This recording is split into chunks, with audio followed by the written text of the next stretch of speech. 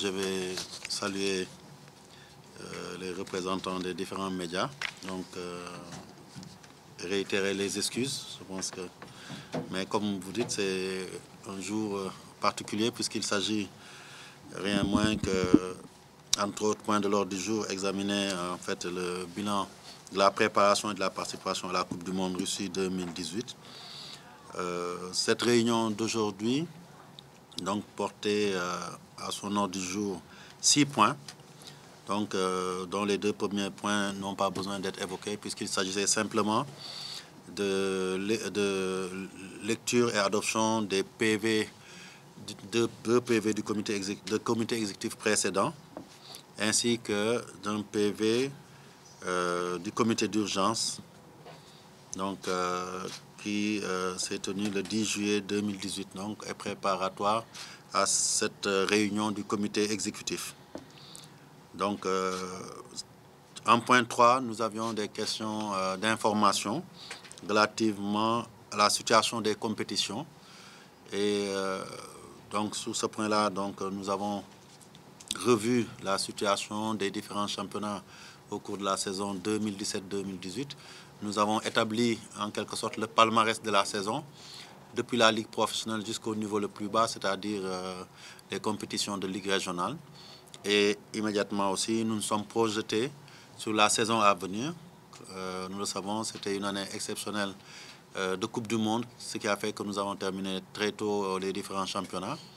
Mais on sait que la saison prochaine aussi, nous avons beaucoup d'échéances. Nous avons, vous le savez, une Coupe d'Afrique U20. Nous avons, on l'espère, avec la qualification qui va venir avec l'équipe A, une Coupe d'Afrique en juin prochain, à partir du 14 juin prochain. Et entre les deux, ou en tout cas dans la même période, en tout cas, nous aurons des élections présidentielles. Donc il urge de planifier rapidement la saison prochaine et surtout de reprendre le plus tôt possible les compétitions. Et dans ce cadre-là, une réunion d'harmonisation entre les différentes composantes du football sénégalais se réunira sous la présidence donc, du président Saher Seck dès demain 17h, pour travailler sur le calendrier harmonisé, proposer les dates de démarrage et aborder toutes les questions tenant aussi, bien entendu, vous le savez, la question, je dirais, cruciale des infrastructures, parce que pour pouvoir jouer vite, il faudra avoir le maximum d'infrastructures et on réfléchira aussi sur toutes ces questions-là avant d'arrêter un calendrier général qui sera soumis aux acteurs du football, mais bien entendu aussi à l'opinion à travers la presse que vous êtes. L'autre point d'information était relatif à la mise en service de l'académie de la CAF à Guéréo. On ne devrait plus l'appeler Académie de la CAF, je pense qu'il faut l'appeler Académie fédérale, puisque vous le savez, la semaine dernière, le président de la CAF lui-même s'est déplacé ici pour donc en faire la passation, en tout cas nous faire donc une prise de possession effective après qu'il nous ait, par décision formelle, mise à disposition, céder cette infrastructure qui est de 19 hectares, dont 5 bâtis, et qui aujourd'hui, avec les efforts que la fédération va faire, sera certainement opérationnel d'ici un maximum de 3 mois. Donc, et peut-être aussi, pendant que nous serons en train d'opérer la mise en service, nous prévoyons d'organiser un déplacement avec la presse sur place pour pouvoir visiter et vous faire découvrir ce centre qui vient s'ajouter au centre de Toubab Dialaw, donc comme étant les 2 infrastructures phares de développement technique de notre football. On sait ce que Toubab Dialaw nous a apporté, donc nous pensons aussi que Guéréo apportera autant, sinon plus, à notre football, notamment dans le cadre de la mise en place des stratégies de la direction technique, au nombre desquelles figure bien entendu la mise en place de l'Académie fédérale des jeunes footballeurs, qui sera un peu le creuset de formation des jeunes qui vont alimenter nos équipes U17 et U20. Donc, après le point concernant l'Académie, nous avons évoqué la situation de la Ligue de Saint-Louis. Comme on le dit souvent, Des fois, le temps est le meilleur remède aux maux qui nous assaillent. Saint-Louis a connu des difficultés liées au dernier renouvellement. Et aujourd'hui, les choses vont dans le bon sens parce qu'il y a eu une médiation interne au niveau de Saint-Louis qui a fait qu'aujourd'hui, les deux camps protagonistes se sont retrouvés et on va aller certainement vers un comité exécutif consensuel. Et il s'agissait, à la demande de la Ligue de Saint-Louis, d'évoquer les dates de tenue de ces assemblées générales. En tout cas, leur souhait, c'est de le tenir le plus rapidement possible. Parce que c'est vrai, ils ont perdu assez de temps. Et donc, la date qu'ils ont proposée, c'est le 4 août. Mais les préalables, c'est que le comité exécutif puisse valider cela et surtout puisse saisir la commission électorale. Parce que même s'il y a un consensus, l'obligation, c'est que la commission électorale supervise. Et donc, on a donné instruction au secrétaire général de saisir la commission électorale pour qu'elle puisse se déplacer, valider la date déjà d'élection d'Assemblée générale, mais aussi se déplacer pour superviser ces élections en présence certainement de membres de la fédération qui pourront aussi immédiatement installer le nouveau comité exécutif qui va donc assurer le travail pour les 3 prochaines années donc au niveau de Saint-Louis. Et pour nous aussi, c'est une bonne nouvelle parce que aujourd'hui, depuis ces élections, Saint-Louis, comme je l'avais dit à la dernière semaine, était la seule ligue qui n'avait pas pu se renouveler et qui en subissait quelque part les contre-coups au niveau de ses clubs et des acteurs du football. Donc il faut s'en féliciter en espérant que cet élan de médiation ira à son terme. Le point 4 de l'ordre du jour avait trait à la finalisation de la mise en place des commissions permanentes. Comme vous le savez, les bureaux des commissions permanentes avaient été arrêté depuis fort longtemps, je pense depuis décembre. Depuis le 17 décembre. Après, entre les différentes activités fédérales, les préparatifs de la Coupe du Monde, etc., on n'avait pas pu finaliser et il était important à nos yeux de pouvoir finaliser. Aujourd'hui, l'ensemble des commissions ont pu être constituées intégralement et le secrétaire général va travailler sur le document final avec les noms de chaque membre de chaque commission. Vous m'excuserez la répétition. Et je pense que nos commissions pourront travailler valablement, puisque d'autant plus qu'il a été difficile à certains moments, notamment pendant la période de Coupe du Monde, de rendre vraiment opérationnelles toutes les commissions, parce que simplement, elles étaient en sous-effectif. Donc, globalement, sur ce point-là, il n'y a rien d'autre à ajouter.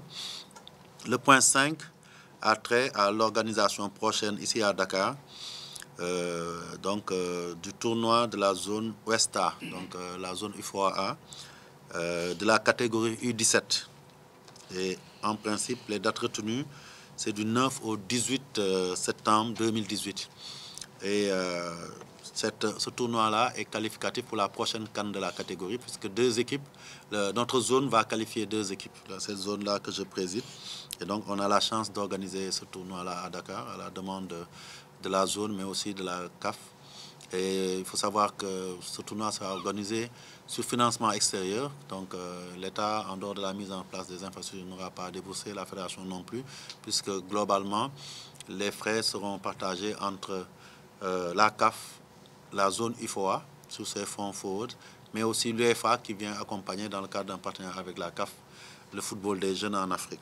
Donc, la particularité de ce tournoi aussi, il faut le savoir, c'est que la CAF a pris des mesures très ardues en ce qui concerne le contrôle de l'âge de nos jeunes, puisqu'ils ont décidé que tous les tests IRM se feront ici sur place, à quelques jours du tournoi, et que tout joueur qui est épinglé ne sera pas remplacé par son équipe. Et si, par exemple, une équipe, je ne veux pas citer le Sénégal parce que je ne voudrais pas, et je suis sûr que ça ne nous arrivera pas, se retrouve avec 10 joueurs recalés, elle sera obligée de compétir avec une dizaine de joueurs pendant tout le tournoi. Donc vous vous rendez compte des dispositions qui sont prises, qui sont assez fortes pour vraiment éradiquer la fraude sur l'âge qui a cours dans cette catégorie, généralement en Afrique.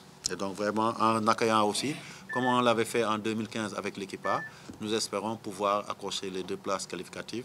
Parce que autant aujourd'hui, l'équipe U20 est devenue régulière au niveau africain et mondial, autant notre ambition c'est d'en faire de même pour les U17 et ça passe par l'organisation de ce genre de tournoi. Et nous espérons que le fait de jouer chez nous sera un plus pour nous permettre d'accrocher cette qualification et d'avoir une génération U17 après celle de 2011 qui nous vaudra certainement des satisfactions. En marge aussi de ce tournoi, il y aura aussi une assemblée générale de la zone UFOA, puisque les zones sont appelées donc à renouveler leur statut.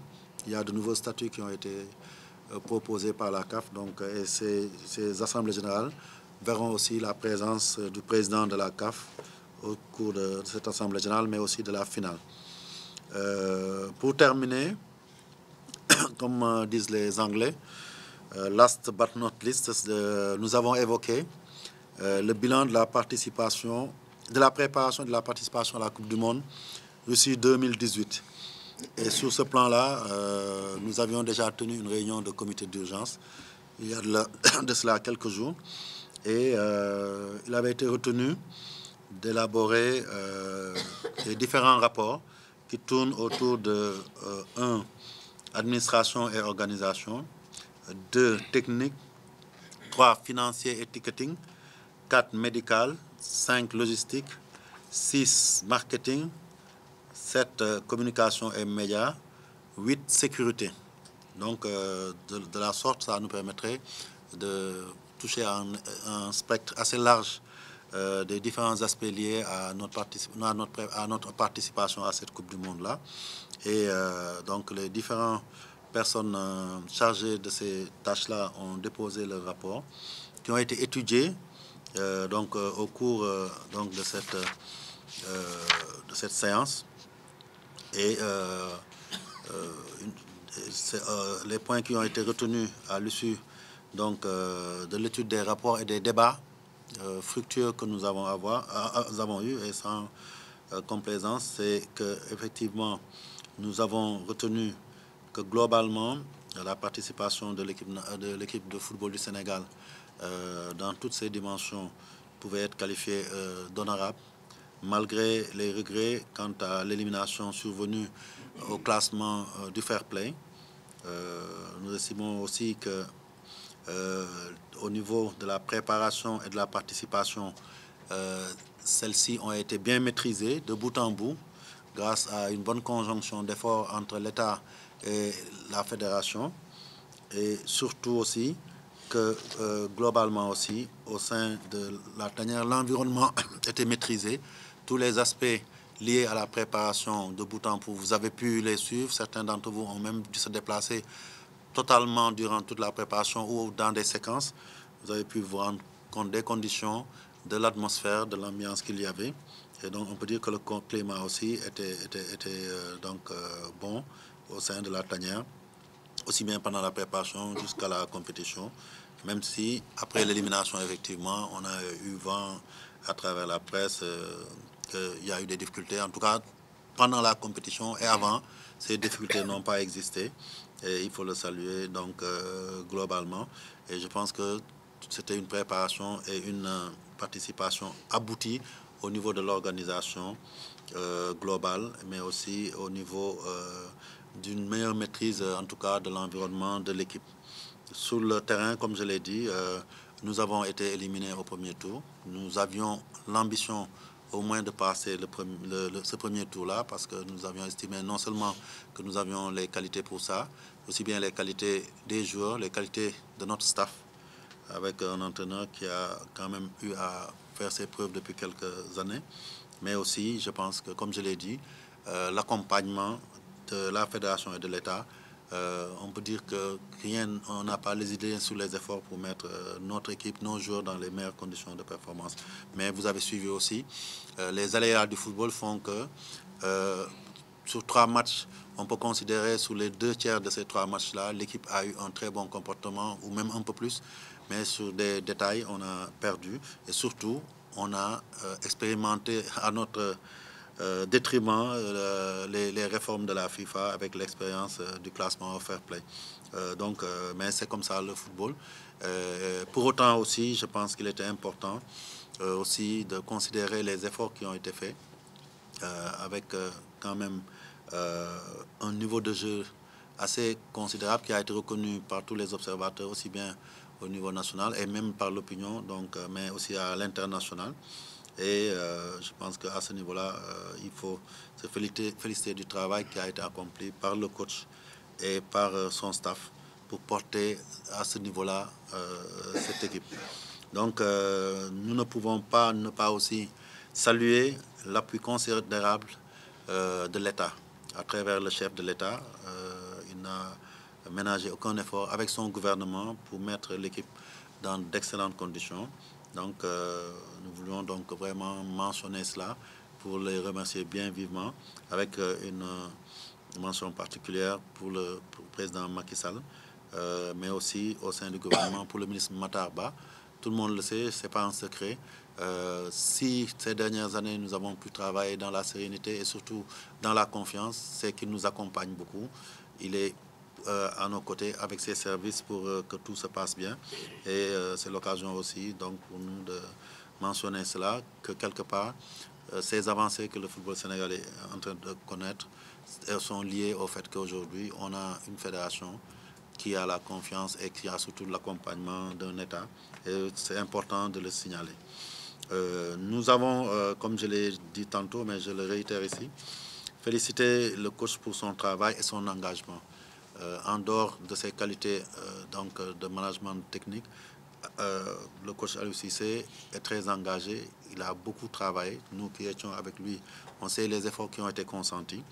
Et si le football était une discipline où on est toujours récompensé des efforts qu'on consent, je suis sûr qu'on serait allé au-delà de ces matchs de groupe et pourquoi pas très très loin dans cette compétition. Mais n'oublions pas, il faut relever cela aussi. Nous revenions à la Coupe du Monde après 16 ans d'absence. C'est comme qui dirait si on découvrait pour la première fois cette Coupe du Monde-là. Et d'ailleurs, on n'a pas manqué de l'évoquer pendant cette réunion-là. Certains manquements qu'il y a eu, parce que forcément tout n'a pas été parfait, que ce soit dans l'organisation, éventuellement aussi dans les matchs, dans l'organisation globale du déplacement de l'équipe et des membres de la fédération, des invités, aussi bien de l'État que du ministère. Il y a eu quelques couacs. C'est parce qu'on découvrait. Et je disais tout à l'heure que je suis sûr que sur certains aspects, les difficultés qu'on a connues, quand, par la grâce de Dieu, la fédération, le football sénégalais retournera à la prochaine Coupe du Monde en 2022, parce que c'est ça l'objectif. On a insisté là-dessus aussi. Il s'agit de ne pas faire un coup et rester encore 16 ans. Il faudrait qu'on y retourne. Nous serons déjà outillés pour faire face et anticiper face à certains problèmes auxquels on a été confrontés. Donc, nous avons aussi tenu à encourager l'entraîneur à continuer sa mission jusqu'à l'atteinte des objectifs assignés par la fédération dans son contrat. Donc, cela, c'est pour les points que nous avons arrêtés comme décision au plan organisationnel et au plan technique. Au plan financier, nous avons pu étudier, vous le savez, nous terminons la Coupe du Monde depuis seulement une dizaine de jours, voire je ne pense même pas qu'on ait bouclé encore une quinzaine. Mais il était important, je pense, de présenter au comité un premier bilan provisoire. Et ce que s'est attelé à faire le président de la commission de finances, aidé par les services financiers de la fédération. Et ce qu'on peut donner aujourd'hui comme élément à l'opinion, c'est que le bilan provisoire que nous vous soumettons présente des produits pour un montant total de 3 449 872 376 francs. Donc, ces montants-là nous viennent globalement de la FIFA, de la CAF et des sponsors. Hein. Donc, vous le savez, la FIFA a donné 2 avances. Ces avances-là sont d'abord de 2 millions. Oui, c'est ça. De 1 500 000 $. Hein? 1 500 000 $. Je passe en dollars maintenant. Donc, c'est le bon chiffre. Donc, le deuxième virement reçu est de 680 000. C'est une avance sur les frais d'hébergement. Et le troisième virement reçu et le 24/4 est de 2 millions de dollars. Ça fait suite à, vous avez suivi l'épisode ici, le feuilleton. Donc, quand nous avons décidé de trouver par nous-mêmes les moyens de payer la prime de qualification qui nous était imputable en vertu des accords qu'on a eu avec l'État, donc de solliciter une banque à titre de prêt, et que quand aussi on a sollicité des documents à la CAF, donc finalement, et à la FIFA plutôt, ils ont décidé, au lieu de nous donner ces documents, de donner une avance qui nous a évité donc de faire un emprunt qui certainement nous aurait coûté aussi des frais bancaires, puisque ce prêt-là aurait été rémunéré au prix fort par la banque. Donc c'est ces montants-là que nous avons reçus de la FIFA, ce qui fait au total 2 milliards 213 millions 029 286 francs. CFA, hein, cette fois-ci. Donc, pour la CAF, vous avez dû suivre aussi, au début de l'année, la CAF nous a doté d'une subvention exceptionnelle. C'est une première. Ça aussi, on a remercié l'État, mais il faut remercier la FIFA et la CAF. Donc, de 500 000 dollars, soit 277 millions 184 805 francs. Nous avons reçu aussi, nous l'avons logé dans les recettes de la Coupe du Monde, parce que c'est les droits commerciaux redistribués par la CAF dans le cadre de la centralisation des droits. C'est-à-dire, aujourd'hui, chaque fédération, chaque football a une valeur marchande. Et quand on organise les éliminatoires, que ce soit de la CAF, de la CAN ou de la Coupe du Monde ou autre, après, la CAF redistribue. Et à ce titre-là, bon, le Sénégal étant l'un des pays quand même les plus cotés, nous devons être 8e ou quelque chose comme ça, dans le classement qui est fait à ce niveau, de la valeur du marché en termes de marketing. Donc, nous avons reçu un montant de 999 860 dollars, qui fait 542 757 742 francs. Donc, ça, c'est les droits commerciaux que nous avons reçus, redistribués par la CAF. Pour les partenaires et sponsors, nous avons reçu des primes de qualification, parce que dans nos contrats, on veille toujours à mettre des clauses de bonus de qualification. Donc, Puma nous a versé 200 000 euros donc, de bonus, ce qui fait 131 millions et des poussières. Nous avons reçu de Orange 100 millions donc, de bonus. Elton nous a viré 26 millions 672 000. En fait, il y a plusieurs primes. Elton aussi a viré. Nous avons aussi reçu 13 millions. Donc, c'est 26 millions plus 13 en carburant, hein, donc c'est en nature. Donc, c'est une des clauses de notre contrat. Et l'ONAS nous a versé 30 millions et Kiren 10 millions, ce qui fait 180 millions. Donc c'est le détail un peu des montants des 3 milliards que nous avons évoqués. Au niveau des charges, le montant global qui a été donc dépensé est fixé, je l'ai ici, est fixé à 2 216 237 271 francs. Donc, sur ce montant-là, il faut savoir que les postes les plus importants, en tout cas de dépenses, c'est d'abord les primes globales qui ont été payées en qualification et autres, de l'ordre donc de 1 372 075 francs. Il y a aussi, vous devrez vous en souvenir, que quand on a reçu les premiers fonds de la FIFA, nous avons estimé que les retombées devaient être ressenties par les acteurs du football, et l'ensemble des segments du football a reçu des subventions en partant des clubs jusqu'aux groupements associés, et même certains groupements qui sont des groupements affinitaires mais qui ne sont pas affiliés, comme les supporters, l'ANPS, etc., donc les associations de supporters. Donc, ce qui fait un montant total de 273 900 000 francs. Donc, c'est des postes importants. Ce qu'il faut savoir aussi en guise d'information, c'est que la FIFA donne des subventions, mais les équipes payent tout au niveau de la participation. L'hébergement, le transport, tout est payé, rien n'est gratuit. Et on vous vire de l'argent. Les avances qu'on ne nous donne pas, les 1 500 000 $, c'est pour après immédiatement nous dire que tel hôtel où vous serez, tel autre où vous serez, ça vous coûte comme tant, il faut nous virer les fonds. Donc, et nous, on a dû retourner pas mal de fonds qu'on a reçus. Donc, et donc, c'est les avions, tout ce qu'on loue. Les avions, il y a un quota qu'ils prennent, mais quand il y a un surpris, ils le dépensent.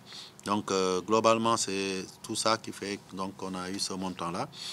Aujourd'hui, ce qu'on peut retenir, qu'on a un écart favorable d'un montant de 1 233 635 105 francs.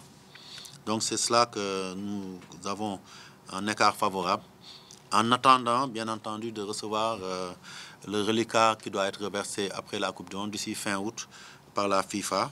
Donc, le montant de l'enveloppe, je pense que vous le connaissez, c'est 8 millions de $. On en a reçu à peu près 3 180 000. Il reste 3 800 000 et des poussières à reverser. Après que la FIFA aussi ait fait les comptes et retiré certaines créances qu'ils ont sur nous, parce qu'à certains moments, là-bas aussi, il y a des opérations, quand on ne peut pas les payer, on signe ce qu'on appelle un rate card. Un rate card, c'est un engagement de la fédération à autoriser la FIFA à payer à charge de le défalquer après sur les montants qu'ils nous doivent. Donc, et ça, on l'a fait jusqu'au bout pour des opérations qui n'étaient pas prévues et auxquelles il a fallu faire face, pour même des hospitalisations, parce que dans le regroupement, un de nos membres a été tombé malade, il a été hospitalisé pendant à peu près une semaine entre Kalouga et le truc, et il a été ramené sur l'aéroport, il a été opéré, donc c'est un des intendants. Et ça aussi, les hôpitaux nous disaient on ne peut pas payer par cash et tout. Donc, ils demandaient un paiement cash. Donc, nous, on ne pouvait pas. Nous, on avait des cartes de crédit, on avait des moyens de paiement autres. Donc, finalement, c'est la FIFA qui va payer et nous défalquer ça. C'est des exemples comme ça. Donc, globalement, c'est ça le bilan provisoire de cette Coupe du Monde en ce qui concerne la fédération. Quand nous aurons tous les éléments de dépenses, parce qu'il y a peut-être d'autres factures à régler, qu'on en recevra aussi tous les éléments de produits, c'est-à-dire de recettes, nous ferons un état exhaustif, un bilan exhaustif, et bien entendu, nous le soumettrons au comité exécutif, certainement aussi aux acteurs du football à travers l'Assemblée générale, mais aussi à l'opinion, parce que notre souci, c'est de donner toutes les informations par rapport à l'utilisation des fonds qui sont des fonds dédiés au football. Et aussi, une fois que nous connaîtrons le montant exact, nous travaillerons avec l'Assemblée générale pour voir quels sont les secteurs clés vers lesquels ces fonds seront investis pour que ça puisse servir au football dans le futur.